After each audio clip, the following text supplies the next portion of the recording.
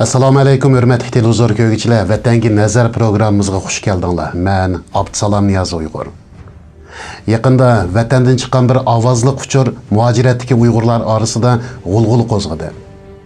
Bugungi bu san programmamizda biz bu uchurni sizlar bilan o'rtoqlashmoqchimiz. Qanamiz tehtonlar programmamizda bo'lsin.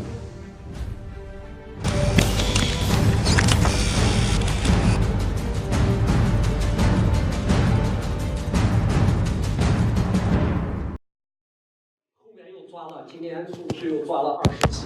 教育厅前后抓了差不多90个人吧，抓走是判刑的，不是？你看，光一个教育厅，完了剩下的新大的校长，师大的书记，医科大学的校长，什么喀什大学的校长、副校长，和田师专的校长、副校长，全部都是歹徒，是吧？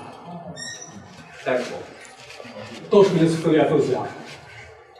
完了以后，伊犁师范学院的书记、校长，我们学校的书记，这两个是直接被免职，甚至看出来啊，做工作不力是吧？就是学术犯，抓两面人工作不力，直接就是免职以后调到教育厅，挂到那当学员去，直接就这样。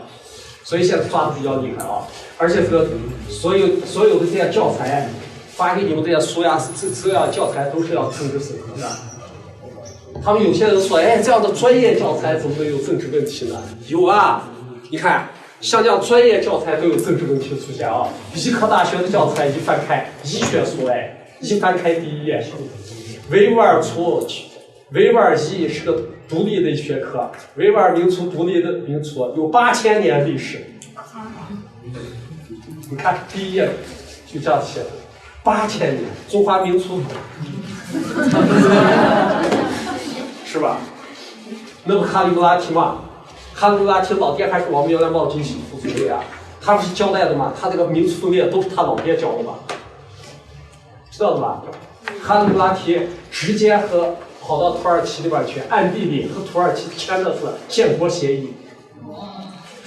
第一步先当医科大学的校长，第二步拿上院士。他15年报院士，差点拿上，完了后面把新疆大学、医科大学合并，他当校长，进一步扩大影响力。完了2030年建国当总统，建国协议和那边签的啥都有，这都是后面抓起来以后搜出来的，是吧？所以学校这个问题大得很，而且已经到啥地步？现在可怕的不是这一条，可怕的是啥？他在大会上是这样子坐在主席台上的。旁边是书记，那个李军，在那李军在那咋说着的？不许穿这个宗教服饰，不许全部蒙面纱，是吧？学校院子里面要进行限制，干啥？他把话筒一拿过来，用维语在那说着呢。不要听他胡说，我们就要这样干，这就是我们的习惯，我们一定要这样的。大会上，底下坐了多少人？汉族的听不懂，比剩下的没有一个汇报的，可怕的是在这。这都是他被抓以后，后面才抖露出来的事情。所以坏人不是一个，可怕的是在这里啊。这就像啥东西？75的时候，我们学校抓走10个学生，其中有4个有人民案的，判刑的，你还有一个教工子女判刑的有人民案。结果那个75事件出了以后，你看录像拿在我们那个大厅里面。把所有的班主任、辅导员全部喊上去，民族老师喊上去看去，扔哪一个人？结果最后扔下来以后，没有一个，没有一个没有。但最后不是还判刑还多少个？怎么没有？是吧？去年我们是2个处级干部被双开除上去开除公职。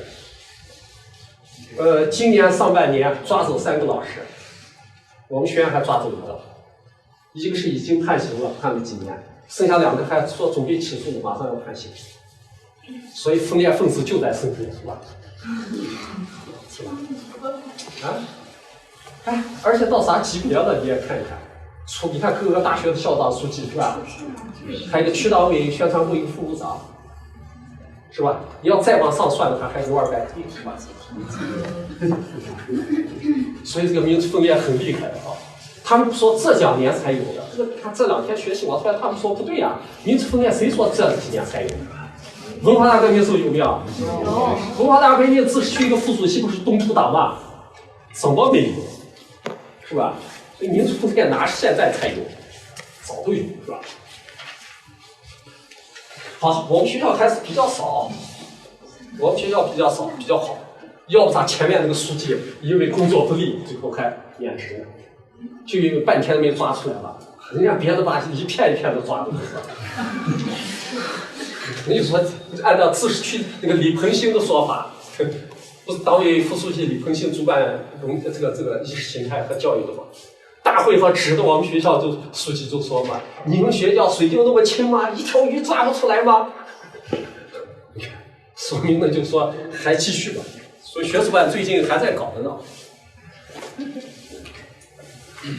所以有啥问题，发现有啥问题要及时汇报啊。哎，有用啊！医科大学一个学生在那个楼道里面，就楼梯嘛，安全通道嘛，电梯楼啊，在楼道里面坐奶娃子蹲着，别的学生不是有看见的吗？立刻就举报去了。这一举报可好，捣毁一个恐怖团伙，抓了50个，抓了50个。所以我就说，稍微一动弹就可以破获一个组织啊。我们学校前前后后也破获过，说是吧？所以这个好，讲到这，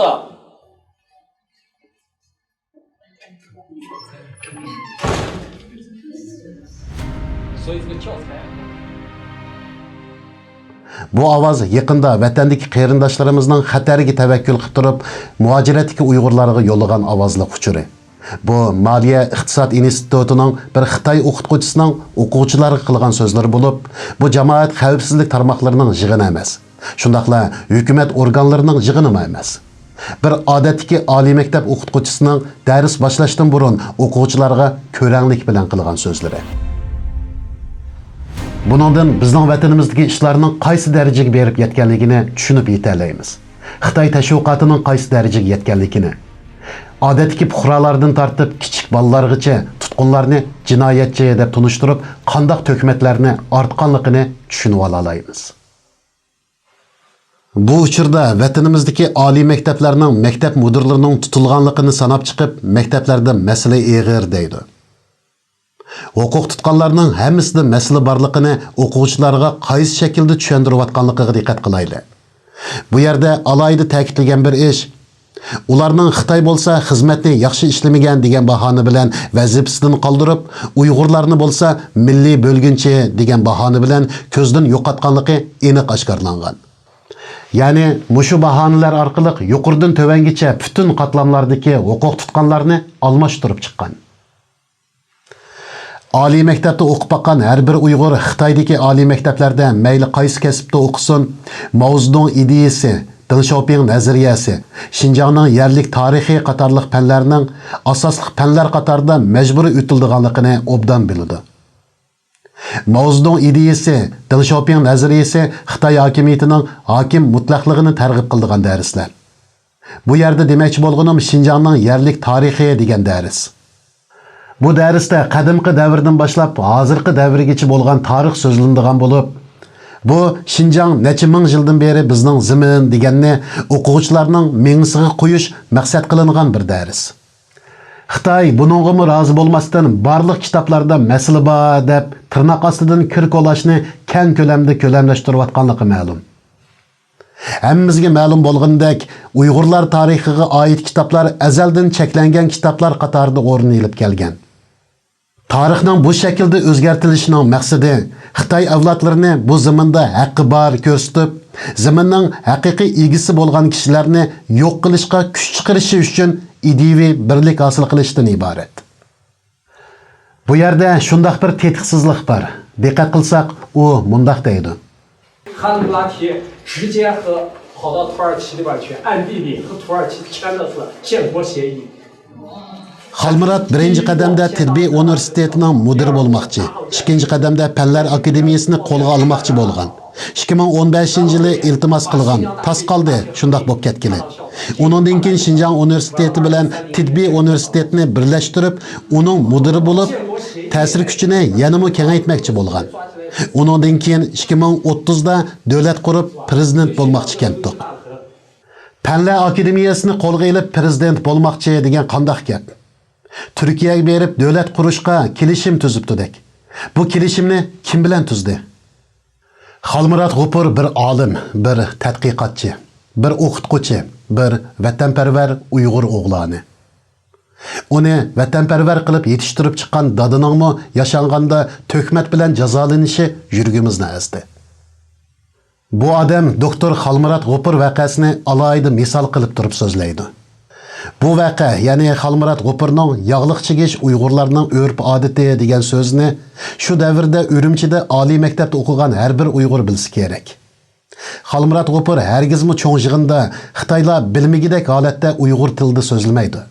Chunki undaq yig'inlarda Xitoy tili ishlatadi. Hargizmi Uyg'ur tili emas. Xalmurat Uyg'urcha so'zladi degan bu so'z butunlay o'ydirma. Shu qitimli Xitoy sekretarining cheklash haqidagi fikriga Xalmurat G'upur uch-qashqari Xitoy tilida radiya bergan. Oliy maktabda yuzni yepib yuradigan ahvol mavjud emas. Ayni vaqtda oliy maktab o'quvchilarini tutqun qilish avjiga chiqqan bo'lib, eng yaxshi o'qigan o'quvchilar yo'qlang bahona sabablar bilan tutqun qilingan.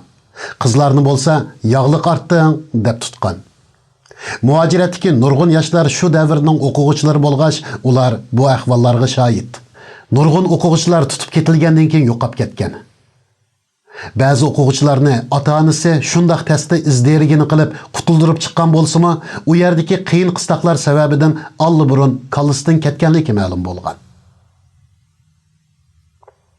Oliy maktabda a'lo natijalar bilan o'qiyotgan shu jangovar yoshlarning na kelgusidan, na urg'ib turgan yoshligidan asar qolmagan. Hatto boshqalarning uning oldin xabar elishiga muhtoj bo'lib yashaydigan holga tushib qolgan. Shu mezgilda tutqun qilingan o'quvchilardan atalmish Yezigilik universiteti va atalmish Xinjiang Tibbiy universitetining o'quvchilari ko'p salmoqni egallaydi.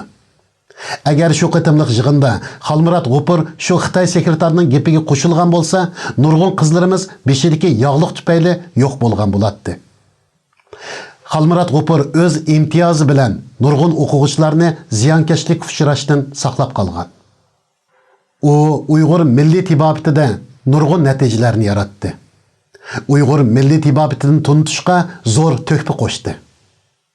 Doktor Xalmurat G'upur bizning faxrlik o'g'lonimiz. Mayli Xitoy uningga qandoq to'kmat artsin, u bizning mangu hurmatlaydigan, qalbimizning to'rdan o'rin olgan olimimiz. Mushu bayonlardan biz doktor Xalmurat G'upurga Xitoyning nima deb to'kmat artib tutqun qilganligini, hamda nima uchun uni yo'qotish uchun shuncha kuchayotganligini aniq ko'rib olaymiz. Uyg'urning mustaqil bir millat ekanligi haqiqat. 8000 yillik tarixga ega ekanligimi bir haqiqat. Xitoy o'zini 5000 yillik tarixga ega deb tashviq qilayotganda, bu haqiqatning uni o'ltirg'izmayotganligimi bir haqiqat. Xitoy millatining an'anasida qulluq, satqinlik, yuzsizlik alohida o'rin tutgan. Madaniyat inqilobida bola o'z ota-onasini, shogird ustozni pash qilishga silingan. Hatto o'z ota-onasidan tanigan farzandlarmi chiqqan. Bu tarix texi unutilmay turib, shu davrga o'xshashla bugungi davrdami dal shu tragediya qayta takrorlanyapti. Bu xil ahvol hamma odamni bir-biridan gumon qildigan, hech kimga ishonmaydigan bir kayfiyatni keng yoydigan bo'lib, hamma o'z halakchiligida jon saqlashdan boshqani o'ylamay yashaydi. Bundaq bo'lganda Xitoyning yiltizdan qurtish planiga foydali sharoit yaratilgan bo'ladi. Hozir Xitoy Kompartiyasida huquq tutayotganlar ayni davrdagi qizil qo'g'dug'uchilar bo'lib, ular boshqalarni qari chaplab tartib chiqarishda to'kib ko'rsatgan kommunist avlodlari. Ularda rahim shafqat ich og'ritishdan asarmi tepilmaydi. Hozir yurgizilayotgan bu siyosat madaniyat inqilobida yurgizilib tajribadan o'tgan bo'lg'ach, Xitoy hukumatı bu siyosatning jamiyatni qaysi holga akab qo'ydiganligini aniq biladi. Shundaqla nishonliq, planliq harakat elib beryapti. Madaniyat inqilobida ziyonkashlikka uchirganlarmi dal bugungi Xalmurat G'upurga o'xshash millatni yetaklaydigan, millatsuvar, millat uchun xizmat qilishni ko'ngliga pukib, butun hayotini Uyg'urni kuchlantirishga otigan suyimlik o'g'lonlarimiz edi. Shu ziyonkashlikka uchirganlar Cumhuriyet qurgan, vatani uchun jinini pido qilgan qahramonlarimiz yetishtirib chiqqan izbosarlari va avlodlari edi. Biz nurg'un olimlarimizdan, qahramonlarimizdan, vatansuvar o'g'lonlarimizdan ayrilib qoldik va ayrilib qelyapmiz. Biz ularni qo'g'diy olmadik. Tarix oldida majburiyatimizni ado qila olmadik.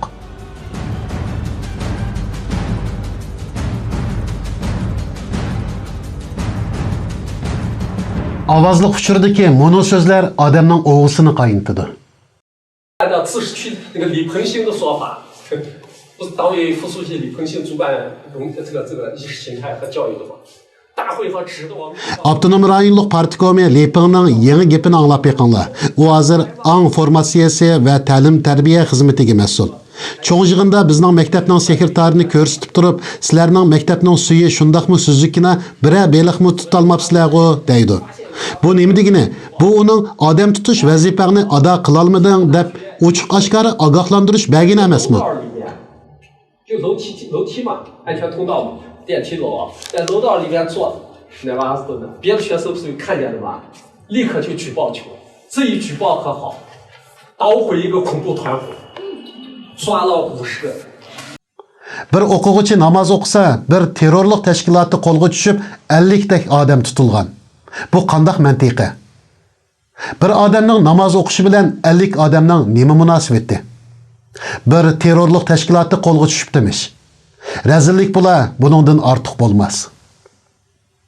Yo'lda ketayotganni tutdi, uyda uxlab yotganni tutdi, ishlayotganni tutdi, o'ziga qarshi chiqqanni tutdi. Yig'inda asliganni tutdi, xiyol surganni tutdi. Demak, bu tutush to'xtamaydi. Xitoyning bu zulmni to'xtatish niyati yo'q. Biz Uyg'urlar uyqumizni ochmag'icha bu zulm hargiz tugamaydi. Bütün qarindoshlarimizni o'ltirib yo'q qilmag'icha bu fashistlar hargiz to'xtab qolmaydi. Hurmatli televizor ko'ruvchilar, bugun biz mushu yerda xo'shlashaylik. Keyingi son programmamizda ko'rishguncha omon bo'linglar. Xayr xo'sh.